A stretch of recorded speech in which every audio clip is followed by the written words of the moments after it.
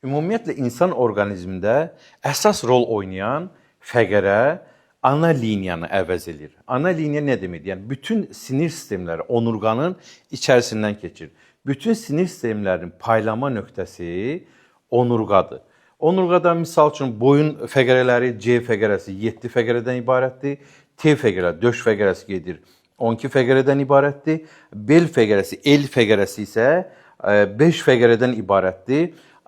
Bir dənə də əlavə olaraq S fəqərəsi nəzərdə tutulur. C1, C2 fəqərəsi, ümumiyyətlə C fəqərəsi ümumiyyətlə başa gedən qan orqanları üçündür, sinir sistemi üçündür. C1 fəqərəsi əsasən baş ağrılarında, sinir sistemində böyük bir rol oynayır. Sinir ağrılarında C2 fəqərəsi, C3, C4 fəqərəsi qulaqlara, buruna gedən sinir sistemini əvəz eləyir. Misal üçün, bunlarda problem yarananda qulaqlarda cingilti ola bilir, qulaqlarda ağrı ola bilir, diş ağrıları ola bilir.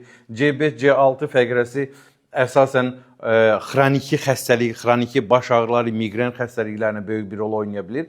T1 fəqərəsi də C fəqərəsinə bağlı olduğu üçün T1 fəqərəsində problem olanda, nəsə bir şey yaşananda o da başa ağrı verə bilir. Əsasən T1, T2 fəqərəsi ağciyərlər və ürək nöqtələri nəzərdə tutulur. T2 fəqərəsi əsasən insan orqanizmində böyük bir rol oynayır. Ayaqlara, əllərə, başa gedən sinir sistemi paylaşma nöqtəsi T2 nöqtəsi, kahil nöqtəsi gedir. MRT cavabında baxsaz görsəz ki, görə bilərsiniz ki, orada T2 fəqərəsi siqnalı zəif ötürür. Fərqi yoxdur, hansı bir nahiyədə ağrı olmuş olsa, orada nəzərdə tutulur T2 fəqərəsi.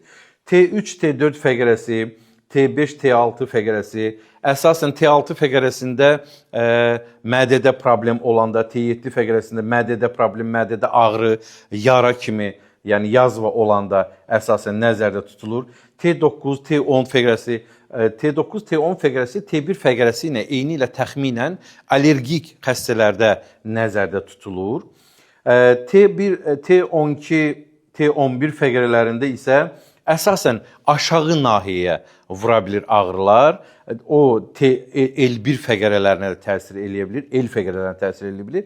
L1, L2, L3, L4, L5 fəqərələrində isə ayaqlara gedən qan dövranı üçün, ayaqlarda keyimə, uyuşma kimi xəstəliklərdə rol oynayır. Əsasən L fəqərələri ümumi oturaq sinir zədələnməsində, ayaqlarda keyimə, uyuşma olanda, barmaqların ucunda qaralma kimi olanda da el fəqərələri nəzərdə tutula bilir. Yəni, tam formada əsasən onu demək olmaz, çünki o başqa orqanlara görə də ola bilir, ciyərə, ürəyə, böyrəklərə görə də ola bilir.